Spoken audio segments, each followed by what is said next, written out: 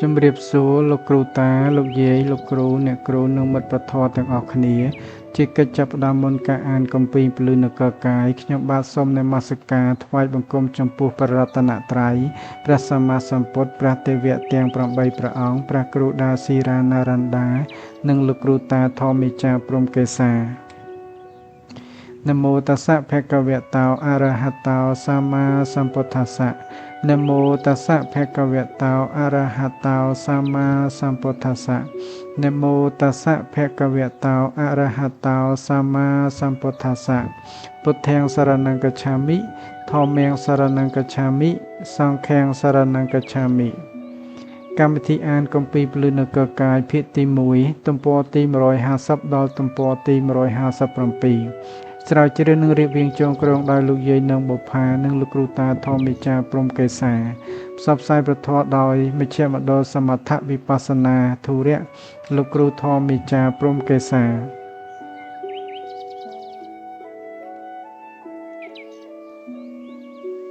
ដើម្បីនឹងបានបញ្ជាក់ឲ្យឃើញច្បាស់បន្ថែមទៀតនៅក្នុងរឿងនរកសួរបនបាបទាំងនេះខ្ញុំនឹងលើកយកនៅប្រសូតដែលបានដកស្រង់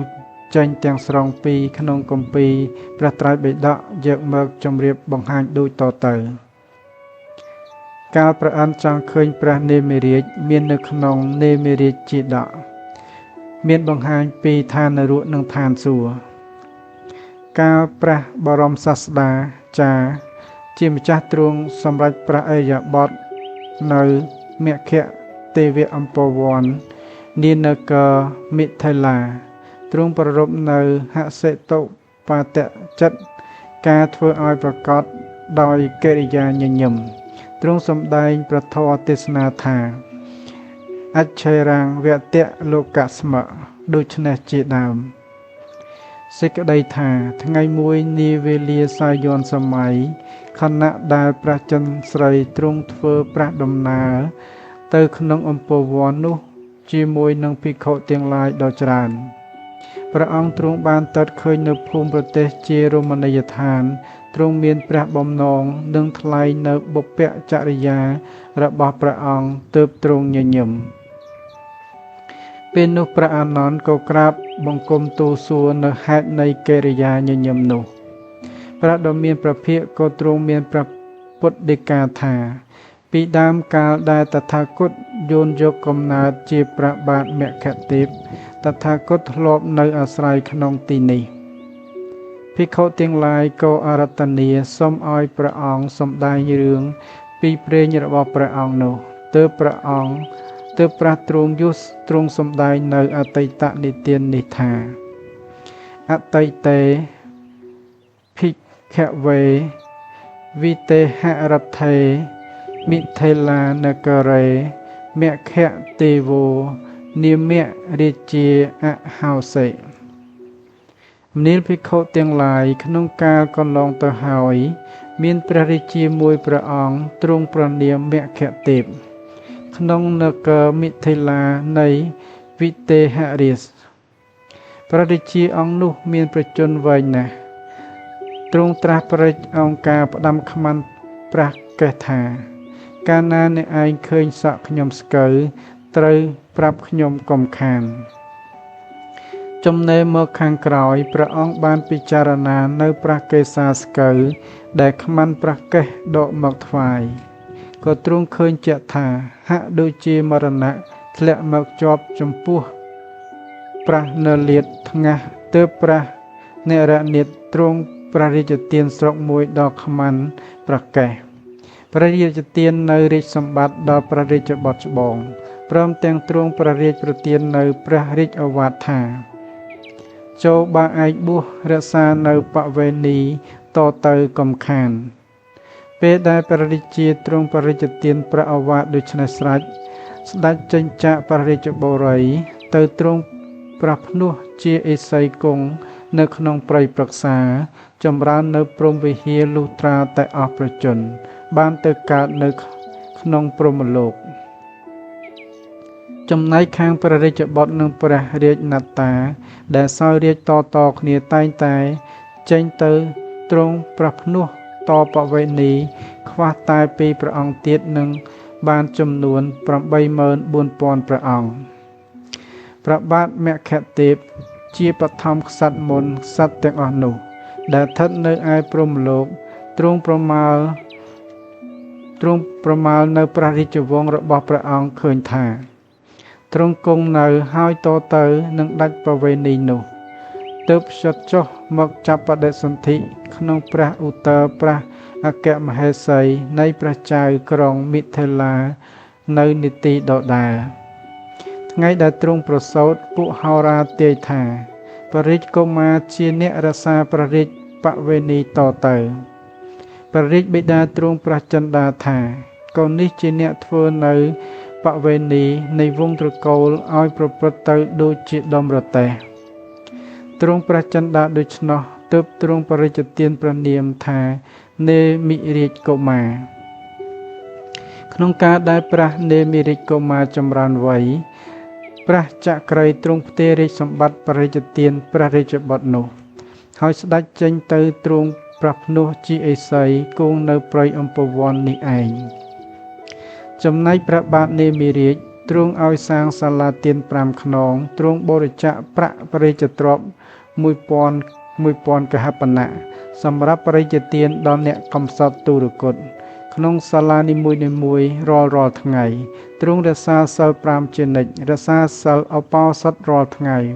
ទ្រង់តែងបបួលប្រជាជនក្នុងការបន់កុសលទ្រង់តែងតែសម្ដែងធម៌ប្រាប់ផ្លូវឋានសួគ៌ព្រមទាំងញ៉ាំងមហាជនឲ្យចេះខ្លាចនរក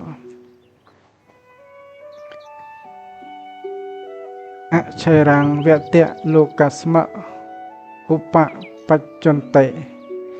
វិចក្ខណាយតិអហុនេមិរាជាបណ្ឌិតោ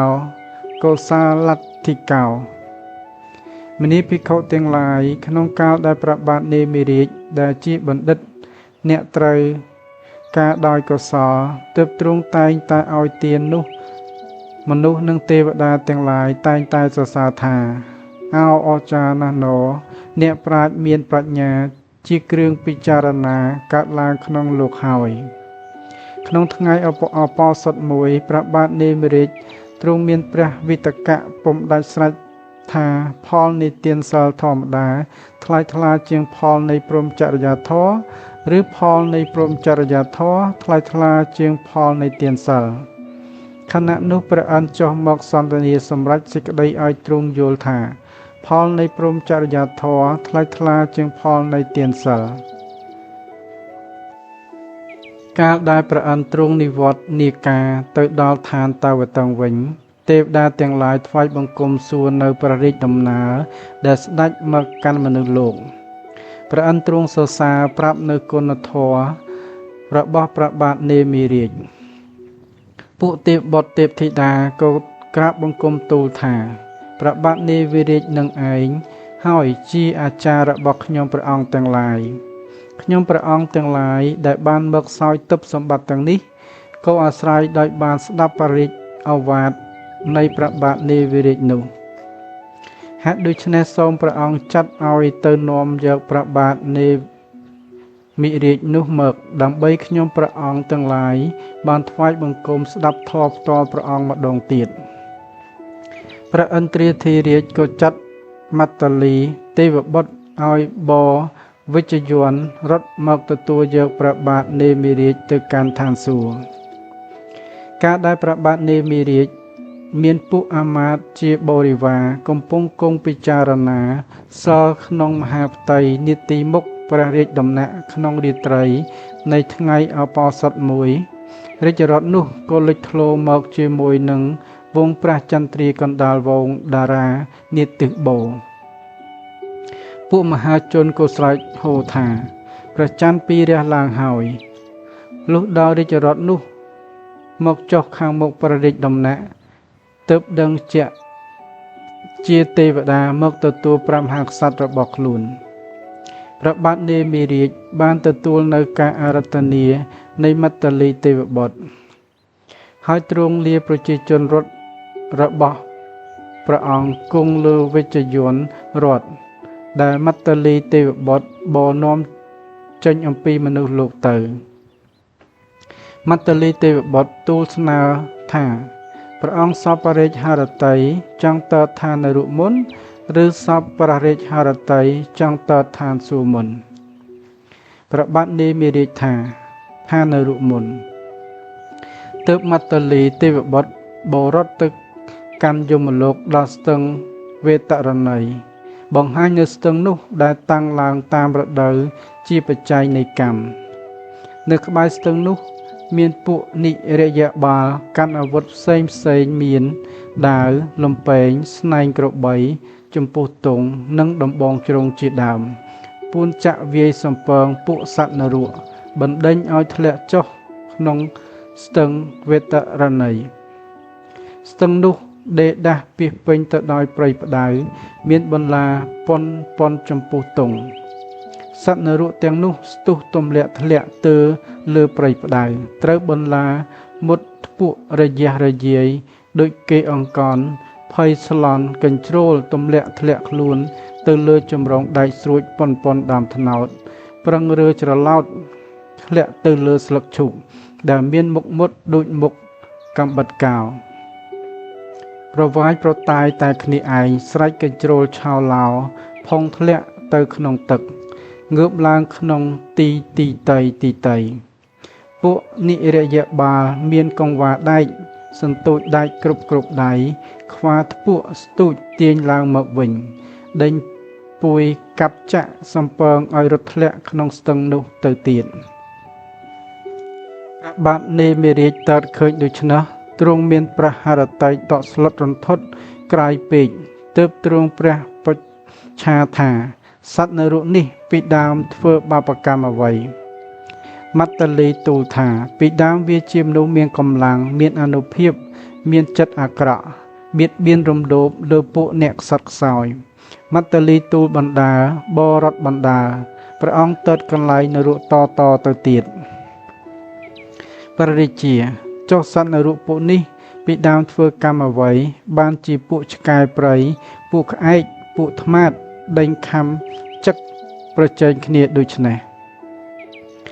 មត្តលីពីដើមវាជាមនុស្សកំណាញ់ចិត្តអាក្រក់ជេរប្រតិចបៀតបៀនប្រទុះសមណព្រាហ្មណ៍ដែលស្វែងរកអាហារ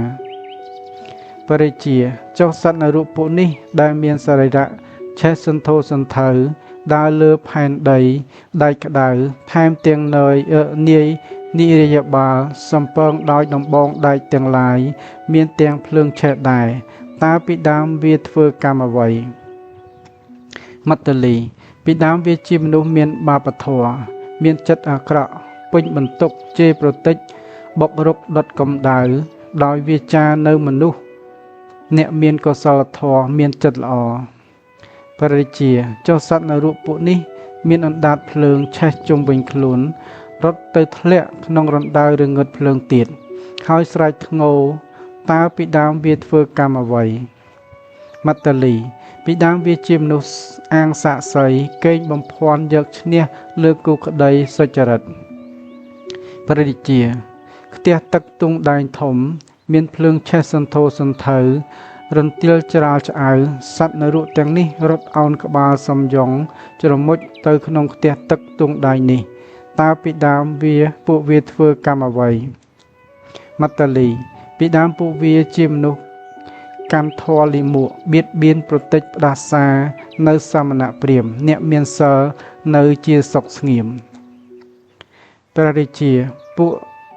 នាយនិរយបាលត្របែកក្បាលសត្វនរកដោយកាប់ពន្លះបោះទៅក្នុងទឹកក្តៅតើពីដើមសត្វនរកពួកនេះធ្វើបាបកម្មដូចម្ដេចមត្តលីពីដើមពួកវាជាមនុស្សធ្វើជង់ធ្វើអន្ទាក់ដាក់សត្វបក្សីព្រះរាជាស្ទឹងនេះមានទឹកច្រើនមានច្រាំងជ្រៅរាក់មានកម្ពស់រាបទាបសត្វនរកពួកនេះស្រេកទឹកចុះទៅផឹកក្នុងស្ទឹងនោះស្រាប់តែទឹកคล้ายទៅជាអង្កាមតើសត្វនរកទាំងនេះពីដើមធ្វើបាបកម្មដូចម្ដេចមត្តលីពីដើមវាជាមនុស្សមានកិច្ចការមិនបរិសុទ្ធច្រើនមានតែការបន្លំលាយនៅស្រូវសុទ្ធដោយអង្កាមជាដើមលក់ឲ្យអ្នកទិញព្រះរាជាសត្វនរកពួកនេះកំពុងតែកន្ទុកកន្ទិញយំស្រែក ពុំដឹងជាដោយហេតុអ្វីស្រាប់តែពួកនិរិយបាល់ព្រួតគ្នាចាក់នៅអ្នកដែលកំពុងមានទុក្ខស្រាប់ដោតព្រួញក៏មានដោតលំពែងក៏មានទំលាយសរីរៈពីម្ខាងទៅម្ខាងតើសត្វនៅរូបពួកនេះពីដើមធ្វើបាបកម្មដូចម្ដេចមត្តលីពីដើមវាជាមនុស្សលួចទ្រព្យគេមកចិញ្ចឹមជីវិតព្រះរាជាសត្វនៅរូបក្រុមនេះមានច្រើនពួកខ្លះត្រូវនិរយបាលចាក់កោអស់ពួកខ្លះត្រូវនិរយបាលចិញ្ច្រាំត្រូវនិរយបាលផ្ដួលឲ្យដួលហើយកិនដោយរនាស់ឲ្យខ្ទេចខ្ទីតើពីដើមពួកវាធ្វើបាបកម្មដូចម្ដេចមត្តលីពីដើមពួកវាជាអ្នកសម្លាប់ទាជ្រូកត្រីគោក្របីពពែជាមដាក់លក់អាចដរៀនផ្សារបរិជាអន្លង់នេះពេញពោដោយទឹកមូតមានក្លិនអាក្រក់ផ្សាយសំអុយទៅគ្រប់ទិសពួកសត្វនៅរស់ដណ្ដើមគ្នាចុះស៊ីទឹកមូតនោះតើសត្វនៅរស់ទាំងនោះពីដើមបានធ្វើបាបកម្មដូចម្ដេចមត្តលីពីដើមពួកវាជាមនុស្សអ្នកបង្កសេចក្តីទុក្ខដល់មិត្តសម្លាញ់បៀតបៀនមិត្តសម្លាញ់ទ្រុះមិត្តបរិជាអន្លង់នេះពេញពោដោយខ្ទុះនឹងឈាមមានក្លិនអាក្រក់ស្អុយផ្សាយទៅពួកសត្វនៅរស់នាំគ្នាចុះផឹកខ្ទុះនឹងឈាមសំអុយនោះតើសត្វនៅរស់ទាំងនេះពីដើមបានធ្វើបាបកម្មដូចម្ដេចមត្តលីពីដើមពួកវាជាមនុស្សបៀតបៀនព្រះអរហន្តបៀតបៀនមេត្តាបិតាដែលលោកហៅថាក្រហោះបរាជិកព្រះរាជាអ្នកចូលមើលសត្វនរកមានអណ្ដាតមុតដោយសន្ទូចដូចស្បែកដែលគេខ្វាដោយកង្វាញាប់ញ័រដូចត្រីជាប់សន្ទូចដែលគេបោះទៅលើគោកយំននាលបង្ហៀទឹកមាត់លាយដោយឈាមតើសត្វនរកទាំងនេះពីដើមបានធ្វើបាបកម្មដូចម្ដេចមត្តលីពីដើមវាជាមនុស្សស្ថិតនៅក្នុងតំណែងជាអ្នកកាត់ថ្លៃទំនិញដោយបន្ថោកទំនិញមានតម្លៃច្រើនហើយបង្កើនថ្លៃទំនិញមានតម្លៃតិចព្រោះមានគំនិតគិតទាញយកនៅប្រយោជន៍ផ្ទាល់ខ្លួនព្រះរាជាពួកស្រីនរកទាំងនេះមានខ្លួនរយះរយែកដាច់អាក្រក់គួរខ្លាចមានខ្លួនប្រឡាក់ដោយឈាមនិងខ្ទុះមានខ្លួនត្រឹមចង្កេះលិចចុះទៅក្នុងផែនដីមានភ្លើងឆេះសន្ធោសន្ធៅមានភ្នំរមៀលកិនយំកន្ទុកកន្ទិញតើពីដើមពួកស្រីនរកទាំងនេះបានធ្វើបាបកម្មដូចម្ដេចមត្តលីពីដើមពួកវាជាស្ត្រីអ្នកលេងនៅល្បែងផ្សេងដើរលេងមិនចេះឆ្អែតលះបង់ស្វាមីត្រាច់ទៅរកបរោះដតីពួកវាស្អិតស្អាងខ្លួនដោយចិត្តក្បត់ទើបបានជាប្រឡាក់ដោយខ្ទុះនឹងឈាមពួកវាធ្វើប្តីឲ្យលំបាកចិត្តទើបបានជាយំកន្ទុកកន្ទិញពួកវាចូលចិត្តដើរលេង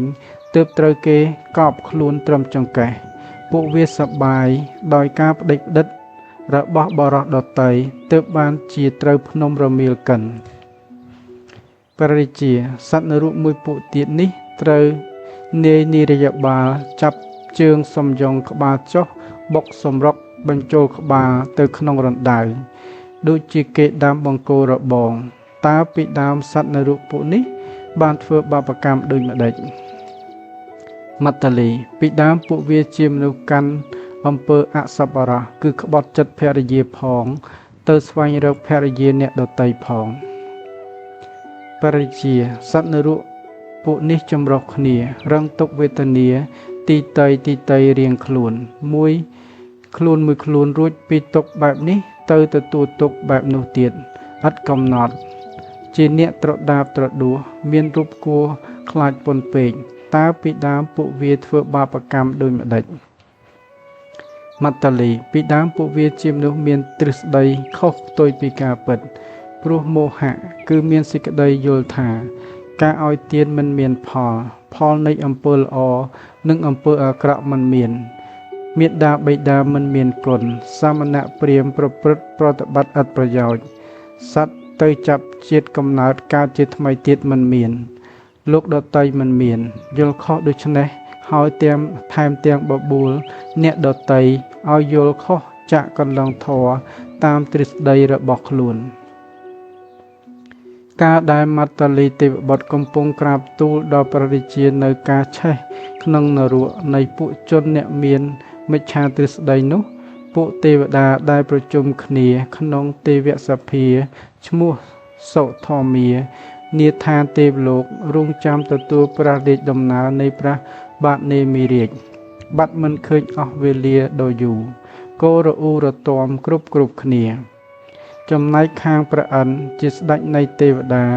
ពិចារណាជ្រាបថាមត្តលីទេវបុត្រកំពុងនាំព្រះបាទនេមិរាជទៅឋាននរកក៏ទ្រង់ប្រចិន្តាថាព្រះបាទនេមិរាជទៅឋាននរកដរាបដល់អស់ព្រះជន្មក៏មិនសពឋាននរកផងទើបទ្រង់ត្រាស់ព្រះរាជបញ្ជាឲ្យមហាចវនៈទេវបុត្រទៅប្រាប់មត្តលីទេវបុត្រឲ្យនាំព្រះបាទនេមិរាជទៅឋានសួគ៌យ៉ាងប្រញាប់